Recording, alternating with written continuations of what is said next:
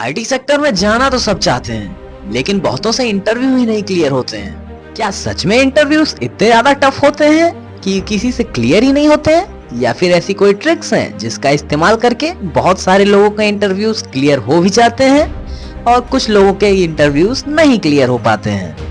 हमें सुनने को मिलता है कि कुछ फ्रेशर्स यहाँ पे गूगल, माइक्रोसॉफ्ट जैसी कंपनीज में अपना क्लियर कर रहे हैं इंटरव्यू, लेकिन हमसे एक मीडियम और मॉडरेट टाइप की कंपनी के इंटरव्यूज भी नहीं क्लियर हो पाते हैं। तो क्या सच में ऐसी कोई ट्रिक्स है जिसका इस्तेमाल करके लोग अपनी ड्रीम जॉब्स पा रहे हैं और बहुत सारे लोग इधर उधर घूम रहे हैं कि हमें कहीं जॉब मिल जाए? तो जानेंगे आज ये सारी चीजें। चलिए वीडियो को फटाफट से स्टार्ट करते हैं बिना देरी किए। तो पहला सवाल ये है कि भाई मैंने सारी चीज़ें प्रिपेयर करी थी, मुझे सब आता था, लेकिन फिर भी इंटरव्यू नहीं क्लियर हुआ। ऐसा क्यों होता है? तो देखो भाई, इसके कई सारे रीज़न है। पहली बात, जो चीज़ें तुम्हें पढ़नी चाहिए वो तुम पढ़ते नहीं हो, और जो चीज़ें नहीं पढ़नी चाहिए उस पर ज़्यादा ध्यान देते हो। जैसे कि अगर तुम एक वेब डेवलपर बनना चाहते हो और तुम इंटरव्यू देने गए, तुमने HTML पढ़ी, CSS पढ़ी, जावा स्क्रिप्ट पढ़ी और अपनी एक प्रोग्रामिंग लैंग्वेज पढ़ी, पाइथन पढ़ लिया, जावा पढ़ लिया, PHP पढ़ लिया, जो भी हो। इतना पढ़ के तुमने सोचा कि हाँ मेरा काम हो गया।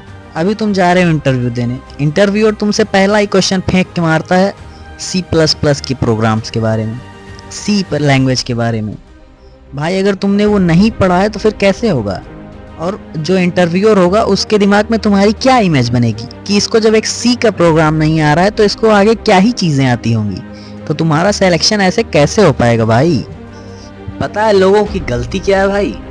लोग यही करते हैं कि मैं ये भी पढ़ लेता हूँ, मैं वो भी पढ़ लेता हूँ, मैं ये भी पढ़ लूंगा, मैं वो भी पढ़ लूंगा, मैं सारी चीजें पढ़ सकता हूँ, उसके बाद मैं इंटरव्यू में जाऊंगा तो फिर मैं उससे बोलूंगा हाँ मुझे ये भी आता है, ये भी आता है, ये भी आता है, तब मेरा सिलेक्शन हो जाएगा।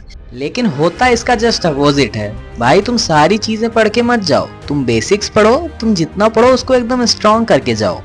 जैसे कि तुम बेसिक्स सारे तुम्हें क्लियर है, तुम्हें एडवांस चीजें आती हैं, तुम जितना पढ़े हो उसमें से अगर इंटरव्यूअर कुछ भी पूछ रहा है और तुम वो सारे जवाब दे रहे हो तो उसको भी लगेगा कि हाँ इसको बेसिक से एडवांस तक सारी चीजें आती हैं। तुम्हारी एक अच्छी इमेज बनेगी ना, समझ रहे हो? तो ये हो गई तुम्हारी पहली चीज। दूसरी चीज तुम क्या कर सकते हो? दूसरी चीज ये कर सकते हो जो सबसे ज्यादा कॉमन है और बहुत ही कम लोगों में है, कॉन्फिडेंस। भाई तुम कॉन्फिडेंस बनाओ, तुम उसके अंदर आई कांटेक्ट करो। किसके अंदर?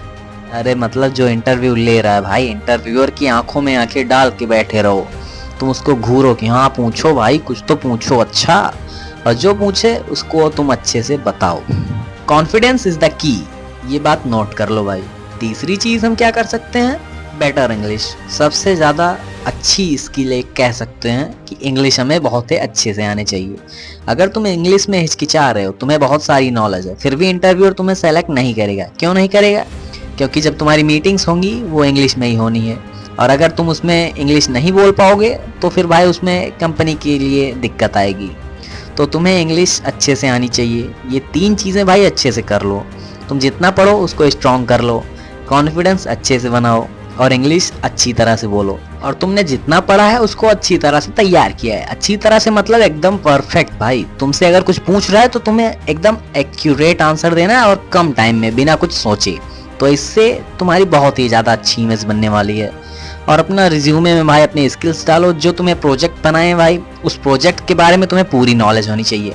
क्योंकि इंटरव्यू में अगर तुम एक फ्रेशर हो तो फिर तुमसे क्वेश्चंस तुम्हारे प्रोजेक्ट के बारे में ही पूछे जाएंगे। तो जो तुमने प्रोजेक्ट बनाया है उसके बारे में तुम्हें पूरी नॉलेज होनी चाहिए।